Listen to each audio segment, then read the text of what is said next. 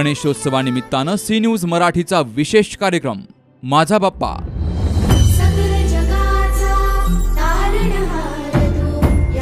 या कार्यक्रमाचे प्रायोजक मेसर्स के थोरात RMC।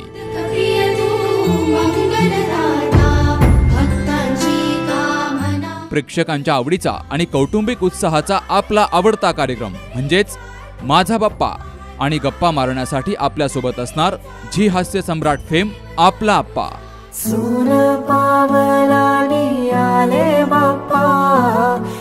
कार्यक्रमाचे प्रसारण गणेशोत्सव कालावधीत रोज रात्री 7 वाजता आपल्या सी न्यूज मराठी चॅनलवर।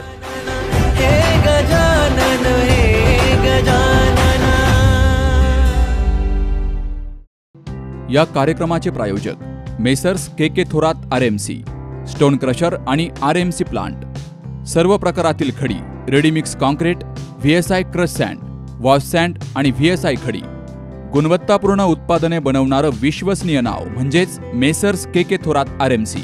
RMCचे फायदे: कारखान्यातच प्रमाणानुसार मिक्स होत असल्यानं गुणवत्तापूर्ण निर्मिती, बांधकामासाठी लागणारा वेळ आणि खर्चही कमी होतो, बांधकामाच्या ठिकाणी प्रदूषण कमी होण्यास मदत, योग्य प्रमाणात मिक्सिंग झाल्यानं लॉंग लाईफ टिकाऊपणा। तेव्हा आपल्या बांधकामासाठी मेसर्स के थोरात यांचे रेडीमिक्स कॉन्क्रीट वापरा आणि वेळ तसेच पैशांची बचत करून निश्चिंत व्हा। आमचा पत्ता messrs K Thorat RMC, stone crusher आणि RMC प्लांट, पहिला मजला, Mahalakshmi pride, Akole bypass road, Sangamner, जिल्हा अहमदनगर। संपर्क 8298 29 75 76 आणि 81 77 82 75 76।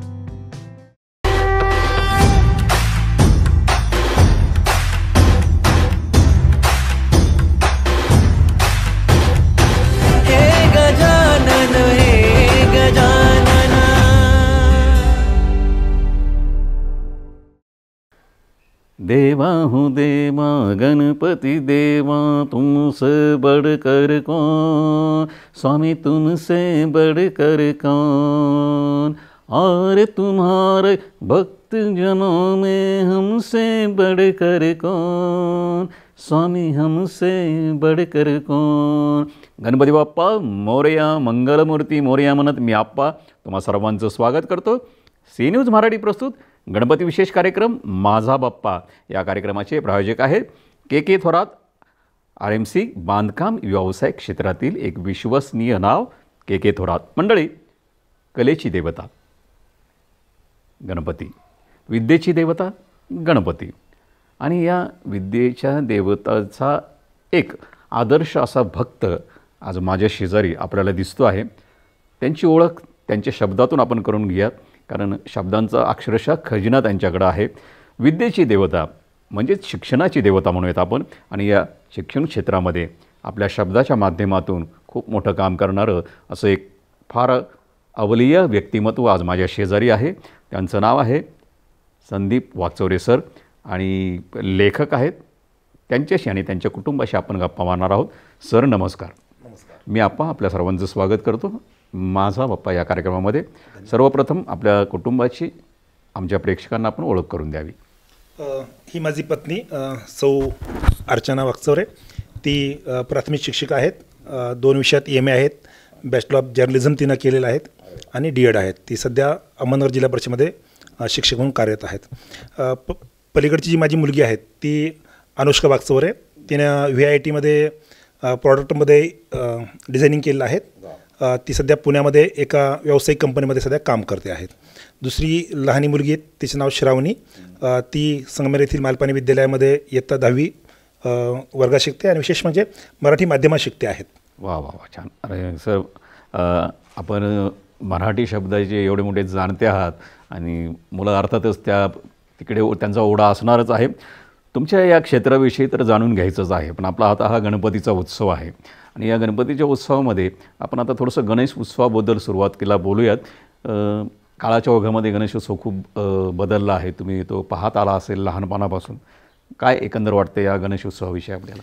खरं तर लोकमान्य टिळकांनी गणेश उत्सवात जो आरंभ केला तो भारतीय स्वातंत्र्याच्या लढ्यामध्ये सामान्य जनतेनं सक्रियता दाखवावी, सामान्य जनता रस्त्यावरती यावी आणि एक स्वातंत्र्याचं रणांगण जे आहे ते अधिक उंचावं हा त्यामागचा खरा मूळ उद्देश होता. त्यामुळे घराघरातला असला गणपती यांनी सार्वजनिक केला आणि सार्वजनिक गणेश उत्सवाच्या निमित्तानं समाजाचं उद्बोधन करणं, प्रबोधन करणं यातून ती परंपरा ॲक्च्युली सुरू झाली.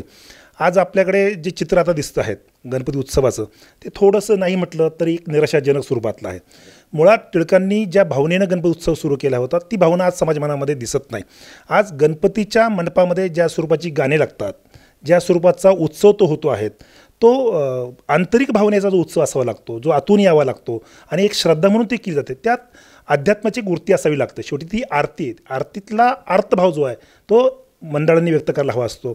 आज तसं दिसत नाही. आज ज्या पद्धतीनं वेगवेगळ्या प्रकारची वाद्य वाजवली जातात ती इतक्या मोठ्या प्रमाणावर वाजवली जात आहे की ध्वनी प्रदूषण मोठ्या प्रमाणात होतं आहे. म्हणजे काल ज्या पद्धतीनं सर्वत्र अगदीच म्हणजे भक्तीचा जागर आता डीजेचा जागर बनत चाललाय आणि दिवसेंदिवस. ते फार निराशाजनक चित्र आहे. व्याख्यानमाला थांबल्या आहेत. समाजमनाचं प्रबोधन करणारं जे काही माध्यमं होती ती थांबली आहे. आता गणपती उत्सवातसुद्धा ज्या पद्धतीनं लावण्या होतात, ज्या पद्धतीनं कला सादर होते ती कलेची देवता आहे. कले देवतेचा उत्सव झाला पाहिजे यामध्ये सहमत आहे. परंतु अध्यात्माचं एक वातावरण ज्या गणपती उत्सवाला असायला हवं ते मात्र आपण आता हरवत चाललो. ते थोडंसं होईना उद्भवनाच्या परंपरेच्या दिशेनं जाण्याची आवश्यकता आहे. काय एखादी गणपतीची आपली पूर्वीची आठवण आत्ताच आपण आत्ताच्या गणपतीबद्दल तर बोललो आणि परिस्थिती अशी आहे की बहुतेक जण ते त्याच विषयाने म्हणजे त्याच DJ वगैरे आपण हा विषय आहे फार महत्त्वाचा आहे. पण जुन्या काळातली सादर होणारी नाटकं, व्याख्यानं, एकपात्री प्रयोग, कथाकथन, काव्यवाचन असे वेगवेगळे प्रकार त्या काळामध्ये व्हायचे. तर तसे काय आपण गणेशोत्सव अनुभवला आहेच आहे, असणारच आहे. तर त्याबद्दल हे नक्कीच ऐकायला हवं. खरं तर मी ज्या गावातून आलो ते ग्रामीण भागातलं गाव होतं. गणवर हे माझं गाव मूळचं अकोला तालुक्यातलं. त्या गावामध्ये आमच्याकडे एक नाट्यमंच कलाकारांचा एक मंच होता आणि गणपती उत्सवामध्ये ग्रामीण भागातले सर्व कलाकार एकत्र यायचे आणि वेगवेगळ्या प्रकारची नाटकं सादर करायची. मला जसं आठवतं आहे तसं आमच्या गावामध्ये इतक्या मोठ्या प्रमाणावरती नाट्यकलावंत होती की त्यांनी ज्या पद्धतीनं ती संस्कृती जपली होती ती आजही मला आश्चर्यचकित करणारी वाटते. आजही त्या गावामध्ये काही अंशी कलाकार काम करतात, वेगळ्या मंचावरती काम करतात आणि व्यावसायिक जरी नसली तरी हौसी कलाकार मात्र गणपती उत्सवामध्ये वेगळ्या प्रकारचे नाटकं सादर करायचे, भारुडं सादर व्हायचे आमच्याकडे, वेगळ्या प्रकारचे सांस्कृतिक कार्यक्रम व्हायचे. शाळेतले विद्यार्थी जे होते ते त्या मंचावरती यायचे. मला वाटतं की गावाकडे कलाकार घडवणं जो प्रकार होता गावाकडचा हा या मंचावरतीच घडत होता. गणपती उत्सवानं काय केलं असं मला जर विचारलं गावाकडच्या तर गणपती उत्सवानं नेतृत्व निर्माण केलं. म्हणजे नेतृत्वाची अभिरुची नव्या पिढीला देण्याचं काम त्याने केलं. वेगवेगळ्या क्षेत्रामध्ये विशेषतः सांस्कृतिक क्षेत्रामधले नवीन कलाकार घडवण्याचं काम त्यांनी केलं. त्यामुळे गणपती उत्सवानं खूप काही दिलं. पण गणपती उत्सवात आम्ही जे काही बघितलं त्या काळामध्ये छोटा गणपती असायचा पण हृदय मात्र लोकांची मोठी होती. आता गणपतीचा आकार उंचावत चालला आहे पण माणसं आणखी तुटत चालली. प्रत्येक गल्लीत 2-2, 3-3 गणपती झाले. आमच्या वेळेस एक गाव एक गणपतीचं धोरण नव्हतं पण तरी गावात एक गणपती असायचा. हे खूप चांगलं समाज एकत्र येण्याचं माध्यम होतं असं मला नेहमी वाटत आलेलं आहे. आणि घरगुती गणपती आपण आता त्या विषयीच बोलणार आहोत. आपल्या घरातही गणेशाची स्थापना झालेली आहे. लहानपणापासून त्याचंही स्वरूप थोडंसं बदललं असलं तरी भक्ती आणि भाव मनातले मात्र तसेच आहे. तेच ठेवून आपण स्वतः डेकोरेशन करत असतो, सगळ्या गोष्टी करत असतो. तर आपल्या घरातल्या गणपतीबद्दल आपण काय सांगू? मी आत्ता जिथे आहोत आपण मी ते 2006 साली राहण्यास आलो आणि विशेष म्हणजे गणपती ज्या दिवशी आगमन झालं त्या दिवशी मी या घरामध्ये राहायला आलो. त्यामुळे गणपतीबद्दलची एक आमच्या मनामध्ये प्रचंड मोठी श्रद्धाचा भाग आहे. आमच्या लहान वयामध्येच आमच्या शिक्षकांनी ज्या पद्धतीनं आमच्यावरती एक संस्कार केले की ती बुद्धीची देवता आहेत. त्यामुळे आयुष्यामध्ये मला काहीच नको, मला काय मिळवायचं असेल तर माझ्या आयुष्यात फक्त मला ज्ञान दे, बाकी काही लागत नाही. म्हणजे विवेकानंद असं म्हणाले होते देवीकडे मागणी करताना. सज्जन संगती रामदास पण असं म्हणाले, सज्जन संगती दे रामा, भाऊजीन मैत्री दे रामा, रसाळवाणी दे रामा, विमल करणी दे रामा. विवेकानंदांनी ती मागणी केली देवीकडे की मला ज्ञान दे, भक्ती दे आणि कर्म दे.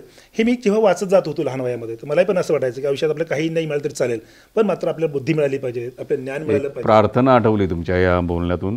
शब्दरूप शक्ती दे, भावरूप भक्ती दे, हे शब्द आठवले आणि तुमच्या शब्दातनं ते आपण मांडताय. तुमच्याकडे शब्दाचं भांडार आहे आणि ते ऐकायला नक्कीच आम्हाला आवडेल. आमच्या प्रेक्षकांना आजचा जो भाग आहे ना रसिक हो फार वेगळा आहे. या कलेची देवतेचं आपण पूजन करतो, हा उत्सव साजरा करतो, विद्येची देवताही त्याला मानतो. पण शिक्षण क्षेत्रामध्ये काम करत असताना आपल्या शब्दाच्या माध्यमातून आपली ही सेवा लोकांपर्यंत अर्थात गणेशाच्या भक्तांपर्यंत आपण पोहोचवत आहात. आपलं काम खूप मोठं आहे. तुमच्याशी सर आणखीन खूप काही बोलायचं आहे सर, मला तुमच्याकडनं ऐकायचं आहे खूप काही. आणि आता थोडंसं मॅडमकडेही जातो आपण. त्या गृहिणी आहेत, गृहलक्ष्मी आहेत, त्याही शिक्षण क्षेत्रात काम करतात. त्यांच्याशी गप्पा मारायला नक्कीच आवडेल. नमस्कार मॅडम. नमस्ते. मी आहे आप्पा काय, आणि आप्पाचा विषय हार्ड आहे, पण आप्पाकडे कॉमेडीचं कार्ड आहे, अशी आमची सगळी टीम सी न्यूज मराठीची म्हणत असते नेहमी. आणि सी न्यूज मराठीचा उद्देश आहे बाबा की न बोलणाऱ्या लोकांनाही बोलतं करायचं, आणि तुम्ही तर बोलणारे आहात, शिक्षिका आहात, त्यामुळं तुमच्याकडे तुमचे विचार ऐकायला नक्कीच आवडेल आम्हाला. लग्नाच्या आधीचा प्रसंग सांगते. मला पाहायला जेव्हा आले, मित्रांसोबत आले, एका साधा कॉट होता, कॉटवर बसले, मला बोलवलं तिथे. मी गेल्यानंतर त्यांच्यासोबतचे मित्र म्हणाले की तुम्ही त्यांच्याबरोबर बोलाल का. मी म्हटलं हो. मग आम्ही एका रूममध्ये गेलो, तिथे आम्ही थोडीशी मुलाखत घेतली. त्यांनी मला विचारलं नाव, DED कधी झालं, मार्क्स वगैरे विचारले. त्याच्यानंतर अपेक्षा विचारल्या. म्हटलं माझ्या अशा फारशा काही अपेक्षा नाही आहेत. मग नंतर त्यांना मी विचारलं तुमच्या काही अपेक्षा आहे माझ्याकडून. त्या म्हणे काही नाही, माझ्याकडे खूप लोक येतात, कायमच घर भरलेलं असतं, फक्त मला त्यांचा पाहुणचार करायचा आहे, बाकी दुसरी काहीच अपेक्षा नाही मला तुझ्याकडून. बस म्हटलं माझंही मोठं कुटुंब आहे, मी तुमची अपेक्षा ही पूर्ण करेल. आणि गणपती उत्सवाबद्दल, आता आपण गणेशाची स्थापना केली, आता लहानपणी आपण पाहिले असेल, काय वाटतं या गणेशोत्सवाबद्दल लहानपणीच्या आत्ताच्या काय? लहानपणी मोठा उत्साह असायचा. गणपती आला की आमचं महिनाभर अगोदर डेकोरेशनचं काम चालू असायचं. चुलत्यांना मदत करायची, पूर्ण घर कामाला लागायचं. पण आता ते माहोल राहिलेला नाही आहे. रेडीमेड डेकोरेशन्स मिळतात, आणून बसवतात, त्याच्यामध्ये एकी दिसत नाही. एकत्र काम केल्यानं जो आपुलकी निर्माण होते ती दिसत नाही आहे, ती कमी झाली आहे. अगदी अगदी अगदी. आणि हे सगळं पुन्हा एकदा सुरू व्हावं. गणेशोत्सव आपल्याला पुढे मागच्या 20-30 वर्षापूर्वीचा जसा होता तसाच आपल्याला पाहायला आवडेल. हो नक्कीच, हो नक्की. आणि याच गप्पा मारण्यासाठी मी तर आलो. मंडळी, शब्दांचे 2 जादूगार माझ्या शेजारी बसलेले, त्यांच्याशी गप्पा मारायला नक्कीच मला आवडेल, तुम्हाला ऐकायला आवडेल. पण आता वेळ झाली आहे विश्रांतीची. तुम्ही पाहत आहात तुमचा आवडता कार्यक्रम सी न्यूज मराठी प्रस्तुत गणपती विशेष कार्यक्रम माझा बप्पा. या कार्यक्रमाचे प्रायोजक आहेत KK थोरात, RMC, बांधकाम क्षेत्रातील एक विश्वसनीय नाव KK थोरात. भेटूयात विश्रांतीनंतर.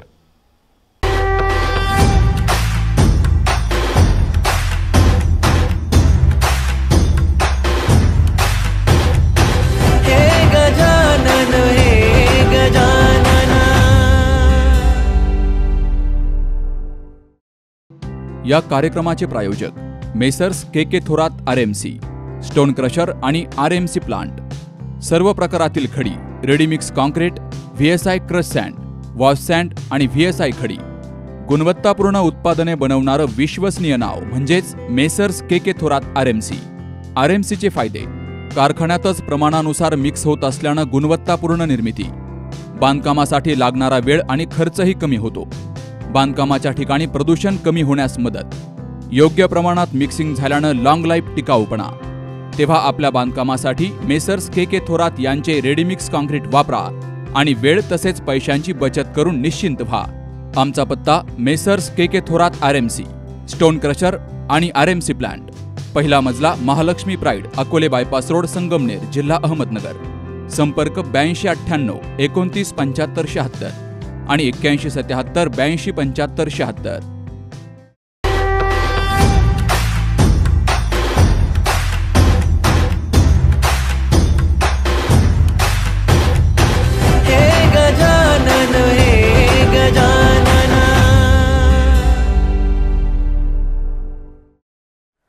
नमस्कार.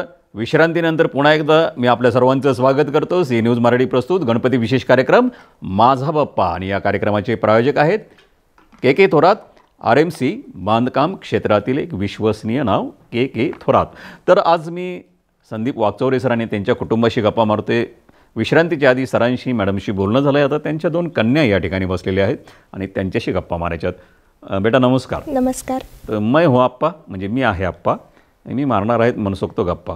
तुझ्याकडे तुझं हसणं पाहिलं ना की वातावरण एकदम प्रसन्न वाटतं. असं वाटतं गणपती प्रसन्न झाला आहे की काय, गौरी प्रसन्न झाली आहे की काय. तर गौरी स्वरूप तुम्ही दोघे आहात, तुमचं स्वागत आपल्या कार्यक्रमामध्ये. काय गणपती बाप्पाचं आगमन झालं आहे, तुझं काय याच्यामध्ये सहभाग असतो बाळ? माझा सहभाग तसं पाहायला गेलं तर मी पुण्यात असते, पण खास गणपती आहे, गणपतीचं डेकोरेशन करण्यासाठी मी 10 दिवसाची सुट्टी टाकून घरी आली आहे. आणि गणपती म्हटलं की एक आनंदाचा क्षण, उत्साहाचा क्षण, आणि माझा सगळ्यात आवडता क्षण सांगायचं तर गणपती. आणि माझी फील्ड डिझायनिंग असल्यामुळे अर्थात मला त्या कामात इंटरेस्ट आहेच आहे, अगदी लहानपणापासूनच. आणि त्या दोन्ही म्हणजे जॉब आणि गणपती हे दोन्ही हँडल करायचं ते थोडं ह्यावेळेस कठीण होतं, पण तरीही मी वेळात वेळ काढून फक्त गणपतीच्या डेकोरेशनसाठी आली आहे घरी. आणि अर्थात आई पप्पा दोघंही डेकोरेशनसाठी मदत करतच असतात नेहमी. आणि आमची ही तयारी गेले 10 दिवसापासून चालू असते. गणपती येणार, मूर्ती कशी आणायची, मग त्यात दोघींमध्ये भांडणं, ती बोलणार मला डेकोरेशन करायचं, मी बोलणार नाही माझ्या पद्धतीनं होणार. मग हे कसं, हे बालपणाच्या आठवणीच खूप गमतीशीर असतात ना सर. म्हणजे मलाही आठवतात, आमच्याही बालपणी असंच करायचं. आता तर काय तुम्ही दोघी बहिणी आहात, दोघी बहिणींचं कायमच नेहमी खूप पटत असतं. खूप पटत असतं. कशी आहे ती धाकटी? तशी ती छान आहे, पण मग कधीतरी थोडेफार होतात, तू खरी मी खरी, उतना चलता है उसमें क्या नाही आहे. तसंच पाहायला गेलं तर प्रेमही आहे. जाताना ती आली, मी जेव्हा घरात येते पुण्यावरनं तेव्हाच तिचा दारात आल्या प्रश्न असतो, दीदी तू कधी जाणार पुण्याला पुन्हा. पण मग जाताना तिच्याही डोळ्यात पाणी असतं, माझ्याही डोळ्यात पाणी असतं. याला तर नातं म्हणतात, याला तर ऋणानुबंध म्हणतात. आणि हे ऋणानुबंध जपणारा हा कार्यक्रम आहे. जे गप्पा मारायला आपल्याला इतर वेळी मिळत नाही ना, असं मोकळपणाने तिच्याबद्दल तू कधी बोलणार ना. पप्पा मम्मीविषयी काय? पप्पा मम्मीविषयी सांगायचं तर आज जी आहे ती त्यांच्यामुळेच आहे. आणि दोघंही कामात व्यस्त असल्यामुळं त्यांना टाईम देणं माझ्यासाठी अवघड होतं, पण तरीही ते त्यांचं बाहेरचं काम सांभाळून, शाळा किंवा बाहेरच्या ज्या गोष्टी आहेत त्या सांभाळून त्यांनी नेहमीच आमच्या दोघींना टाईम दिला आहे. आणि वाचनाची जी आवड लागली आहे ती फक्त पप्पांमुळे, आईमुळे. ते दोघंही, आम्ही रोज संध्याकाळी इथे येऊन प्रत्येकजण वाचन करत असतो. वाचन झाल्यानंतर डिस्कस करायचं की तुम्ही आज काय वाचलत, मी आज काय वाचलत, किंवा दिवसभरात अगदी मी पुण्याला असते तेव्हा जरी पप्पांचा फोन आला तरी पप्पांचा पहिला प्रश्न आज असा असतो की आज काय वाचलंस, आज कोणतं पुस्तक वाचलंस आणि त्यातनं काय समजलं. पुण्याला असल्यामुळं तुला खूप बोलण्याची एक वेगळी आवड निर्माण झालेली हे लक्षात येते. आणि आता छोटीकडे वळूयात. दे तिच्याकडे माईक, तिचंही ऐकलं पाहिजे ना मी. तुझं नाव काय बेटा? श्रावणी. श्रावणी, आवाज थोडा मोठा ठेव. आवाज मोठा ठेवला ना आपल्या लोकांना ऐकायला येतो. माझा पण आवाज तुझ्यासारखाच होता लहानपणी, पण मी नंतर तो वाढवला आणि आता बघ कसा झाला आहे. गंमत करूयात, मजा आहे. हां, टेन्शन नाही घ्यायचं. कशी दीदी छान बोलली ना? काय म्हणते दीदी का ताई? ताई, दीदी. अच्छा दीदी बोलते. हां तेच, दीदी जशी बोलली. मम्मी पप्पांविषयी तू बोल. पप्पा कसे आहेत? कडक आहेत? हो. खूप कडक आहेत? मारतात का? मारत नाही, रागवतात. रागवतात, डोळ्याकडे बघितले तरी भीती वाटते. हो. आणि आई? आईने बोलत काही. आपल्या घरी गणपती बाप्पा बसले, तू काय काय करत असते या सजावटीमध्ये वगैरे? मी मम्मी दीदीला मदत करते डेकोरेशन करण्यासाठी. आणि तू डिस्टर्ब करते की मदत करतेच? ओके. कसं असतं सर, प्रत्येकालाच बोलता आलं पाहिजे असं काही नाही, पण अगदी कमी शब्दात तिच्या भावना तिच्या डोळ्यातनं दिसत आहेत, ते जाणवल्यात. दिदीवरचं प्रेमही जाणवलं आहे, मगाचपासून तिचा चेहरा मी पाहतो आहे. तर खूप छान. आता मी पुन्हा एकदा पप्पांकडे बोलूयात. चालेल ना पप्पांशी बोललं? ओके. सर पुन्हा एकदा स्वागत, पुन्हा एकदा नमस्कार. विश्रांतीनंतर, विश्रांतीच्या आधी आपण गप्पा मारल्या गणेशोत्सवाविषयी. आता आपलं जे क्षेत्र आहे, मी जसं सुरुवातीला सांगितलं की शिक्षण क्षेत्रामध्ये किंवा शैक्षणिक क्षेत्रामध्ये आपलं काम, त्याविषयीचं आपलं लिखाण, तर हे कसं काय आपल्या मनामध्ये ही भावना निर्माण झाली? मुळात मी जेव्हा शिक्षण घेत होतो तेव्हा माझ्या गावी ग्रंथालय होतं. आणि ग्रंथालयाची स्थापना डॉक्टर बोंबले, उमेश डोंगरे अशा काही समूहानं केली होती आणि त्यांना एक ग्रंथपाल हवा होता. आणि मी त्यावेळेस 11वी वर्गात शिकत होतो. आणि 11वी वर्गात शिकत असताना प्रामुख्यानं त्यांनी असं विचारलं की तू ग्रंथपाल म्हणून काम करशील का? मला काही आयडिया नव्हती ग्रंथपाल हे पद काय असतं किंवा कसं आहे. मग मी त्यांना हो म्हणालो. मग ते म्हणाले तुझा जाण्याचा जो खर्च आहे 5,000 तो आम्ही देत जाऊ. मी म्हणून हरकत नाही आहेत. आणि मग मी त्या लायब्ररीमध्ये काम करायला सुरुवात केली, पुस्तकं देणं, पुस्तक घेणं. पण मी जेव्हा सकाळी 11पर्यंत काम करायचो, दुपारी 5 वाजता आलो की रात्री 8पर्यंत काम करायचो. आणि त्या दरम्यान लोक यायचे, पुस्तक घ्यायची. पण इतर जो वेळ उरतो त्याचं मी काय करणार? तर मी वाचत गेलो. आणि माझ्या लक्षात असं आलं की आपल्याला वाचायला हवंच, कारण ती भूक जी आहे ती वाढत गेली. याची दुसरं कारण असं होतं की मी 1ली ते 10वीच्या वर्गात जिथे शिकत होतो तेव्हा मला भोसले नावाचे शिक्षक होते, बोर्ड नावाचे शिक्षक होते.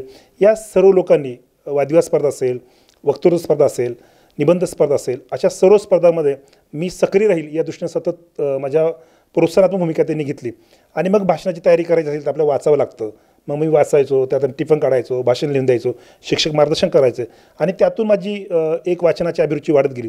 जसं जसं मी महाविद्यालयाच्या स्तरावर येत गेलो तर लक्षात असं आलं की आपल्याला आणखी खूप वाचायची गरज आहे. आणि मग मी ग्रंथालयात पण कमवा निष्काळजी योजनेमध्ये काम करायचं असेल तर आपण ग्रंथालयात काम करूया म्हणून मी तिथे गेलो. आणि मग वाचनाची भूक माझी अप्रत्यक्षपणे माझ्या कॉलेजच्या ग्रंथालयानं पूर्ण केली, माझ्या गावच्या ग्रंथालयानं पूर्ण केली.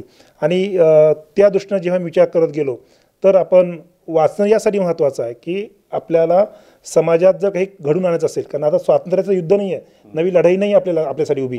आपण समाजाचं दायित्व, समाजाला उत्तरदायी आहोत आणि म्हणून समाजाप्रती आपली भावना जर उन्नती ठेवायची असेल तर आपण वेगळं काही काम केलं पाहिजेत आणि मग आपण लिहिलं पण पाहिजे अशी भूमिका यायची. आणि मग मी MA केलं, माझ्या 8 विषयात MA झालेत, MEd झालं, MPhil झालं, BJ झालं, MJ झालं. आणि मग मी लिहित पण गेलो. तर माझ्या लक्षात असं आलं की लिहायचं असेल तर आपल्याकडे समग्रपणाचं साहित्य आपलं वाचन असावं लागेल, समृद्ध वाचन अशी जी परंपरा आपल्याकडे आहेत आपल्याला वाचावं लागेल. आणि मग मी ग्रंथालयापासून वाचायला सुरुवात केली, पुढे लिहायचं म्हणून वाचायला सुरुवात केली. अशा वेगवेगळ्या विषयामध्ये शिकत गेलो. मी MA केलं म्हणजे फक्त डिग्री मिळवायची होती असं नव्हे, पण आपल्याला 2 वर्षामध्ये तो एक विषय काही अंशी तरी कळायला पाहिजे. कोणत्याही विद्यार्थ्याला 2 वर्षामध्ये MA केल्यावर लगेच शिक्षण तो विषय कळतो असं होत नाही, पण एका विषयाची दिशा तरी आपल्याला वाचनाची मिळते. आणि वाचनासाठी मी वेगळ्या प्रकारचे अभ्यासक्रम पूर्ण करत गेलो, वेगळ्या डिग्री मिळवत गेलो आणि माझ्या वाचनाची एक दिशा मला त्या निमित्तानं स्पष्ट दिसायला लागली होती. म्हणजे आपण जसं आम्ही म्हणतो की गाणं गाण्यासाठी जसं तानसेन होण्याऐवजी कानसेन होणं पहिलं महत्त्वाचं असतं, तसं लेखक होण्याआधी वाचक होणं फार गरजेचं असतं. जे आजच्या पिढीला, आजच्या काळामध्ये वाचन संस्कृती हळूहळू लयास झालेली आहे. काय त्याबद्दल आपल्याला नेमकं खरं आहे. अगदी तुम्ही म्हणता या मताशी मी पूर्णतः सहमत आहे. अलीकडची पिढी वाचत नाही असं सरदूर चित्र आहे. पण मला नेहमी प्रश्न पडतो, मुलं वाचत का नाही आहेत? याचं कारण त्याचे आदर्श हरवत चाललेले आहेत. आदर्श का हरवले आहेत? तर घरातच मुळात वाचनाचा संस्कार दिसत नाही. म्हणजे वडील आलेत की मोबाईलवरती खेळणार, कॉम्प्युटर काढणार किंवा TV बघणार. तर माझं म्हणणं आहे की मुलानं वाचावं असं वाटत असेल तर आईवडिलांनी पुस्तक हातात घ्यायला हवं. आज आईवडीलच पुस्तक हातात घेत नसतील तर मुलं वाचत नाही. हा दोष मुलांचा असं मी मानत नाहीत. मुळात मुलं जे काही करत असतात, मुलांची वाट जी ती निर्माण करतात, मुलांची वाट ही आईबाप निर्माण करत असतात. ते या अर्थानं की मुलं जे पाहतात तेच ते करतात. त्यांना सुविचारासारखे कोच सांगितले आपण की हे वाचते, ते वाचत नाही. आम्ही आईबाप काय करतात त्या पाऊलवाटा ते चालण्याचा प्रयत्न करतात. वाचन संस्कृती कमी होण्याला मुलं कारणीभूत असं मी मानत नाही. त्या पलीकडे आम्ही आईवडील, आमचा समाज, समाजातली मोठी माणसं या सर्वांची जबाबदारी आहेत की आपण केव्हा तरी मोबाईलच्या बाहेर येऊन मुलांसोबत वाचायला हवं. मुलं आजकालची पण वाचतात बरं का सर. म्हणजे सकाळी गुड मॉर्निंग, दुपारी गुड आफ्टरनून, संध्याकाळी गुड इव्हिनिंग, रात्री गुड नाईट, हाय तर हाय, नाही तर बाय तर बाय. बस याच्या पुढचे शब्द आम्ही अनेक मुलांना मी पण विचारतो कधी काय वाचतात. ते म्हणतात हे वाचतो ना आम्ही. वा वा, छान वाचतात मुलं. पण त्या पुस्तकांचा जो सुगंध असतो पानाचा, त्याच्या ह्या पिढीला थोडीशी विसर पडला आहे. तुमच्यासारख्या लोकांनी तो पुन्हा एकदा त्या विद्यार्थ्यांमध्ये, त्या लोकांमध्ये, वाचकांमध्ये भरावा, अशी एक आमची पण सी न्यूज मराठीच्या वतीने आमची ही अपेक्षा आहे. मी त्यावेळेस दैनिक गावकरीमध्ये दैनिक सदर लिहायचो मूल्य शिक्षणावरती. रोज एक सदर असं कॉलम असायचा आणि दैनिक गावकरीमध्ये 7 वर्ष मी तो कॉलम दैनिक चालवला. रोज एक लेख असं ते असायचं. मग सुभाषित असायचे, त्यात गोष्ट असायची, त्यात श्लोक असायचे, असं खूप कंटेंट त्यात असायचं. महाराष्ट्र शासनाने 1996 साली मूल्य शिक्षणाचा एक विचार मुलामध्ये रुजावा म्हणून एक भूमिका घेतली होती आणि त्या भूमिकेनं मी ते काम करत होतो. मी त्यासाठी 1 वर्ष सिलेक्शन पण माझं झालं होतं. मी 1 वर्ष ट्रेनिंग केलं होतं आणि ते लेख सर्व पब्लिश झाल्यानंतर महाराष्ट्रातल्या शिक्षकांना रोज काहीतरी मिळावं, कारण ते जर मिळालं नाही तर शिक्षक करणार काय हा प्रश्न होता. म्हणून मी ते रोज लिहायचो. तो खूप त्यावेळेस व्हायरल व्हायचं. लोक अनेक ठिकाणी पेपर घ्यायचे आणि तो पेपर त्याच्या शाळेवर पण जायचा. तर ते गेल्यानंतर साधारणपणे ते कंटेंट झालं की खाली लेखकाचं नाव असं, ते प्रमाण संदीप अक्षरे असं असायचं, गावाचं नाव नसायचं, लँडलाईन नंबर असायचा. लँडलाईन नंबर असायचं केव्हा तरी. आणि मग मी ती संदीप अक्षरेने एक दिवस माझ्या नावापुढे गणवर आलं. तिची एक मैत्रीण होती, ती गणवर दिलेली होती. ती डॉक्टर आहेत, विद्या बोंबले म्हणून. तिचे मिस्टर जे ते माझे मित्र आहेत, अरुण बोंबले म्हणून. मग एक दिवस ते आल्यानंतर हिने सांगितलं तिच्या वडिलांनी पण त्यांच्या शाळेत पण तो कार्यक्रम व्हायचा वाचनाचा वगैरे. आणि मग त्यांनी विचारलं गणवरच आहेत, मग विद्या दिलेली आहेत. एक दिवस ते विद्येला विचारलं हे कोण आहेत तुमच्या गावचे. त्यांना असं वाटलं कोणतरी फार एजेड वगैरे माणूस असेल, एवढं मूल्य शिक्षणावरती लिहिते म्हटल्यावर. ते पण एक पोरगा आहे आमच्या डॉक्टरचा मित्र आहे म्हणाल तो. आणि लग्न करायचं का म्हणे. तिला विचार तुमच्या अर्ज लग्न करायचं का. मग मी त्याला विचारते वगैरे असं. मग ते असं तिकडनं ती ऑफर आली. खरं म्हणजे लेखनातून आमचा तो प्रवास झालेला आहे लग्नाचा. शब्दातून माणसाला सावरता येतं, शब्दातून माणसाला आवडता येतं, शब्दातून माणूस प्रेमातही पडतो याची आजी प्रचिती. आणि त्यानिमित्ताने जुन्या आठवणी जाग्या झाल्या. दिसतंय तुमच्या चेहऱ्यावर गुलाबीपणा आलेला आहे. मुलींनाही कळलं असेल थोड्याफार न माहिती असलेल्या गोष्टी माहीत होत्या ना. हां खरं तर पण मजा आहे, ही जी मजा आहे ना आम्हाला कळलं ना. आणि ही जुनी लव्ह स्टोरी आठवण्यात तर फार मजा असते. माझी खूप मोठी आहे त्यामुळे आता मी सांगत नाही तुम्हाला. आमच्याकडे बरं आम्ही काही कवी नाही, लेखक नाही, काय नाही. एकच कविता एकदा केली होती बायकोवर, 2-4 ओळी लिहिल्या होत्या की लग्नाच्या आधी तिच्यासाठी मी म्हणायचो की तुझ्या माझ्या प्रेमाचा अर्थ फार साधा, तुझ्या माझ्या प्रेमाचा अर्थ फार साधा, मी तुझा काना तू माझी राधा. क्या बात आहे. आता झाली 34 वर्ष, अर्थ बदलला आणि शब्दही बदलला की तुझ्या माझ्या प्रेमाचा अर्थ फार गहिरा, तुझ्या माझ्या प्रेमाचा अर्थ फार गहिरा, थोबाड तुझं बंद कर होईल मी बाहिरा. तर एवढंच आमच्याकडे शब्द सामर्थ्य. पण हेच तुमच्याकडचं जे शब्द सामर्थ्य आहे त्याचा मनापासून आनंद वाटतोय. आता पुन्हा एकदा आपण जाऊयात की आजचा हा गणेश उत्सव जो आहे, हे जे बदललेलं रूप आहे, तर या नव्या पिढीकडून तुमच्या काय अपेक्षा आहे या गणेश उत्सवाविषयी? नाही, त्या पिढीचं मी पण एका अर्थानं वारसदार आहेत. समाजानं करावं त्यात माझाही सहभाग असला पाहिजे. गणेश उत्सवाचं स्वरूप अत्यंत आत्ता ज्या दिशेनं जात आहे ते बदलायला हवं या मताशी मी पूर्णतः सहमत आहे किंवा मला ते असं वाटतं. याचं कारण असं आहे की एक तर आत्ता समाजामध्ये एकूण देशभरामधलं जे चित्र आहे, पर्यावरणाचा मोठ्या प्रमाणात ऱ्हास होतो आहे, निसर्ग मोठ्या प्रमाणात कोपतो आहेत आणि इतकी संकटं धावून येत आहेत. ह्या संकटं येत आहेत असं मला वाटत नाही. ही संकटं आपण निर्माण केलीत, आपण निसर्गाशी केलेली प्रकरणं आहेत. हां, ज्या पद्धतीनं ध्वनी प्रदूषण होतं आहे, आज तुम्ही पर्यावरणात बघितलं तर निसर्गातले अनेक पक्षी आपल्या दिसेनाशी झाली आहेत. म्हणजे घरात दिसणारी चिमणी आता आपल्या चिवचिवतून दिसत नाही आहे. पहाटे होणारं गुंजन आता आपल्याला ऐकू येत नाही. इतक्या मोठ्या प्रमाणात डीजेचा आवाज आपल्या अवतीभूती येतोय. त्या पक्षांनी काय करायचं हा प्रश्न आहे. अलीकडे त्या डीजेचं जे स्वरूप येतं, मिरवणुका ज्या पद्धतीने होत आहेत, शेजारी दवाखाना असतो, मुलांचा असतो, वृद्ध माणसांचा असतो, पेशंट असतात आणि आपण इतका जोरात वाजत असतो की ती काय. आत्ता दुसरा जो मत होता की आपल्याकडे विषमता मोठ्या प्रमाणात वाढत चाललेली आहे समाजामध्ये. एकीकडे प्रचंड श्रीमंतीचा स्तर उंचावला आहे आणि दुसरीकडे गरिबीचा स्तर उंचावला आहे. मुलं शिकू इच्छित आहेत, मार्क पडत आहेत, पण पुरेशा प्रमाणामध्ये त्यांना आर्थिक हातभार मिळत नाही आहे. गणेश मंडळांनी अशा स्वरूपाची जर मदतीचे हात पुढे केले आणि त्यातून जर काही मुलं उभी राहू शकली तर मला वाटतं गणेश देवतेला जे अपेक्षित आहेत विद्यादेवता म्हणून असं काही चित्र बदलू शकेल. रुग्णांना मदतीची गरज आहे, तिथे काही आपल्याकडून रुग्णवाहिका काही गणेश मंडळांनी सुरू केल्या आहेत, असा काही उपक्रम सुरू करत आणखी आपण गणेश मंडळ जिथे स्थापन करतो त्या गावामध्ये आज ग्रंथालय जर उभी राहिली. शेवटी एक लक्षात घ्या, समाज प्रगत होतो, कोणताही देश जो प्रगत होतो तो केवळ पुस्तकाच्या वाचनाने घडत असतो. म्हणजे जेव्हा आपण अमेरिकेचं उदाहरण डोळ्यासमोर ठेवतो, अमेरिकेमध्ये पुस्तक स्टॉलवरती माणूस पुस्तक विकत घ्यायला गेला आणि त्याला असं वाटलं की ते 2 तास बसायचं आहे तर तिथे व्यवस्था केली जाते. ते वाचतायत, फुकट वाचतायत असा विचार होत नाही, कारण तो वाचणारा अमेरिकन नागरिक आहे आणि तो उद्या प्रगत देशाचा घटक असणार आहे. तो वाचेल तर उद्या स्वप्न पेरेल आणि स्वप्न पेरेल तर अमेरिका आणखी मोठी होईल. हा जो दृष्टिकोन त्या देशांमध्ये आहे तो दृष्टिकोन आपल्याला दिसत नाही आज. त्यामुळे गणेश मंडळांनी ग्रंथालय निर्माण करणं, आपल्या गल्लीमध्ये आपल्या परिसरामध्ये अशी समृद्ध ग्रंथालय उभी केली तर एक समृद्ध भारत निर्माण करण्याचा पाया आपण गणेश मंडळातून घालू शकतो. आता स्वातंत्र्याचा लढा आपल्याला लढायचा नाही आहे, पण आपल्याला एक सामाजिक संघर्षाचा लढा मात्र आपल्या नव्यानं उभा करायचा आहे. चला आपण एक अपेक्षा करूयात या गणेशोत्सवाच्या निमित्ताने की ज्या तुमच्या इच्छा आहे, माझी इच्छा आहे किंवा जवळजवळ 90% लोकांची इच्छा हीच आहे की गणेशोत्सव जो आहे तो धार्मिक पद्धतीने व्हावा, त्यात कलेचं पूजन व्हावं, पारंपरिक त्यातली ज्या आपल्या गोष्टी आहेत त्या जपल्या जाव्यात, लोककला जपली जावीत, हे सगळं पूर्ण व्हावं अशी गणपती बाप्पाला प्रार्थना करतो. आणि आजच्या कार्यक्रमामध्ये खरं तर गप्पा आणखीन खूप मारायच्या आहेत, पण आपल्याला वेळेचं बंधन आहे तेही आपल्याला पाळावं लागतं. आमचा हा उपक्रम तुम्हाला कसा वाटला, अगदी थोडक्यात 2 शब्दात सांगायचं झालं? खरं तर माध्यमांची जी भूमिका आहे, मी मास कम्युनिकेशन केलं आहे, वेगवेगळ्या ठिकाणी जाऊन शिकवतो. मास कम्युनिकेशन केल्यानंतर मला जे जाणवतं की माध्यमांचं चित्र काय आज, तर माध्यमांनी बदलायला हवं. माध्यम हा सर्वात मोठा संस्कार करणारा एक भाग आहे.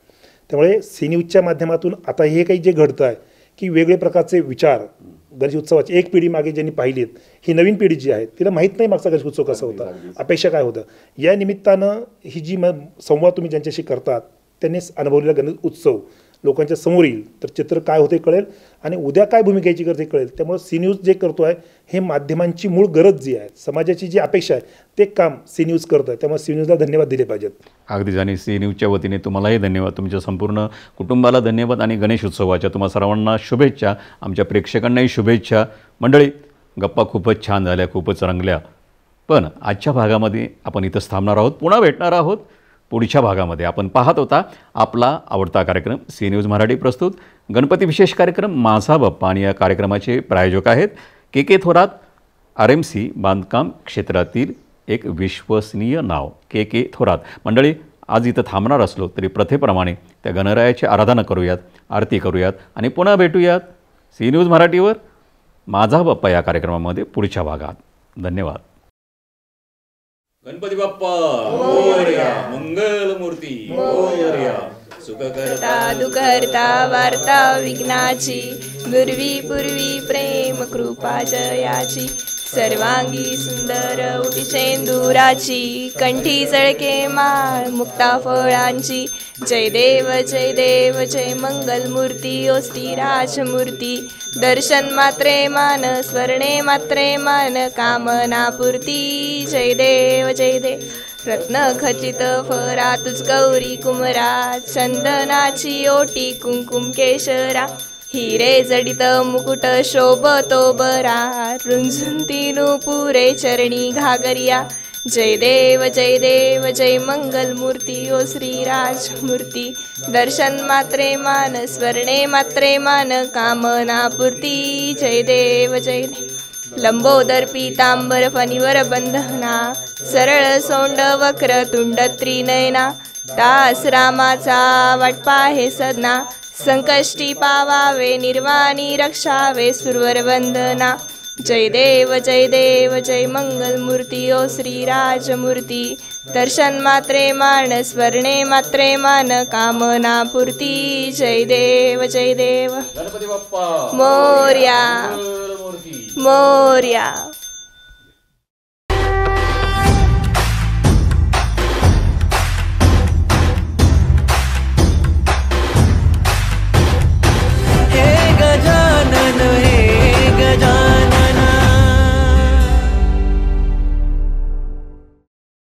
या कार्यक्रमाचे प्रायोजक Messrs K Thorat RMC, stone crusher आणि RMC प्लांट. सर्व प्रकारातील खडी, ready mix concrete, VSI crush sand, wash sand आणि VSI खडी. गुणवत्तापूर्ण उत्पादने बनवणारं विश्वसनीय नाव म्हणजेच मेसर्स के थोरात RMC. RMCचे फायदे: कारखान्यातच प्रमाणानुसार मिक्स होत असल्यानं गुणवत्तापूर्ण निर्मिती, बांधकामासाठी लागणारा वेळ आणि खर्चही कमी होतो, बांधकामाच्या ठिकाणी प्रदूषण कमी होण्यास मदत, योग्य प्रमाणात मिक्सिंग झाल्यानं लॉंग लाईफ टिकाऊपणा. तेव्हा आपल्या बांधकामासाठी मेसर्स के थोरात यांचे रेडीमिक्स कॉन्क्रीट वापरा आणि वेळ तसेच पैशांची बचत करून निश्चिंत व्हा. आमचा पत्ता messrs K Thorat RMC, stone crusher आणि RMC प्लांट, पहिला मजला, Mahalakshmi pride, Akole bypass road, Sangamner, जिल्हा अहमदनगर. संपर्क 8298 29 75 76 आणि 81 77 82 75 76.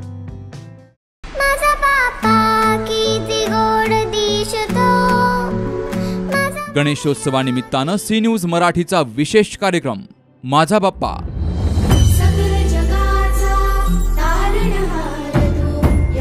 या कार्यक्रमाचे प्रायोजक मेसर्स के थोरात RMC.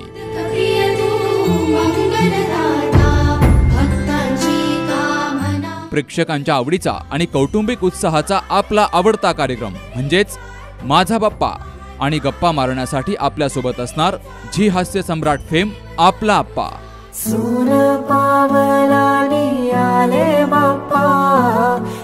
कार्यक्रमाचे प्रसारण गणेशोत्सव कालावधीत रोज रात्री 7 वाजता आपल्या सी न्यूज मराठी चॅनलवर.